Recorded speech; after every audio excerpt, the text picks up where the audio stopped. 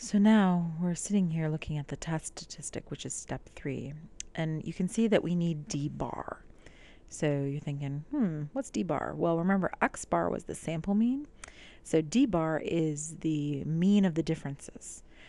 So luckily for us, I already found all the differences. The differences are in this column right here, right? And so when I want d bar, the mean of the differences, matter of fact, I'm just going to type it over here because I'm going to need to have a whole bunch of info. So I might as well put it over here.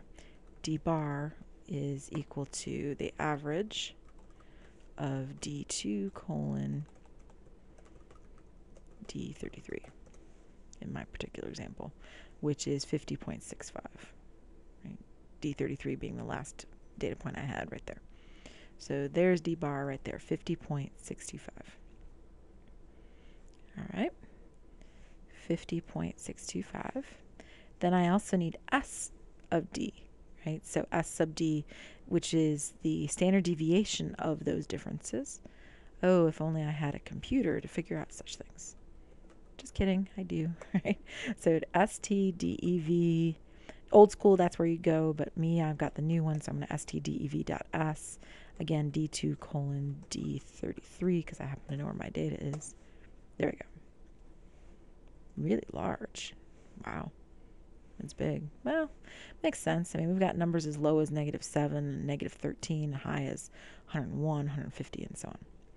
Okay, so it's 52.486. Let me type that. 52.486 divided by the square root of n, which I happen to know is 32. But I'm going to type it in here just for the fun of it. N, which is equal to the count of D2 colon D33, 32. Okay? And then you can find that test statistic here, t sub 0, right? Or you can say t test statistic, whatever floats your boat. Okay?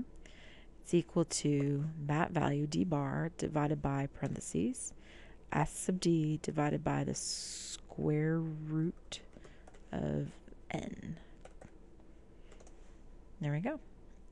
And remember, just like before, the advantage to setting it up with cell references like that is that you can type in different things and have the test statistic automatically get calculated, which is wonderful. So it's 5.456. So equals 5.456. Technically, it's squiggly equals, but, you know, it's approximate. That. Okay. Step 4. All right, are we doing this classical way or what? They didn't tell us. Well, then I say we do both because they're both pretty handy. So let me make a table here. I'm going to show us both ways. So we're going to do the classical over here, step 4 classical. And over here we're going to do step 4 p-value. And then we'll do step 5 classical and step 5 p-value. Because they're both useful to know. Right? Right.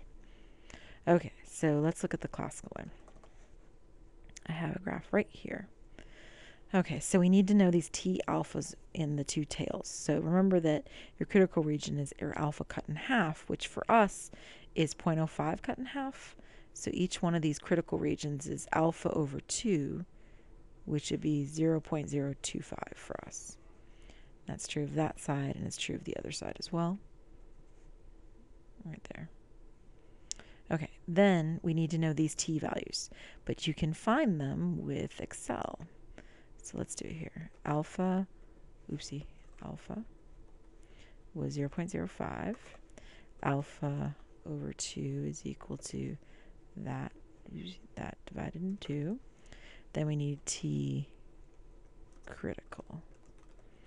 That would be equal to t dot inverse dot 2t parentheses alpha. Degrees of freedom is 32 take away 1. There we go. And that's the upper value, right?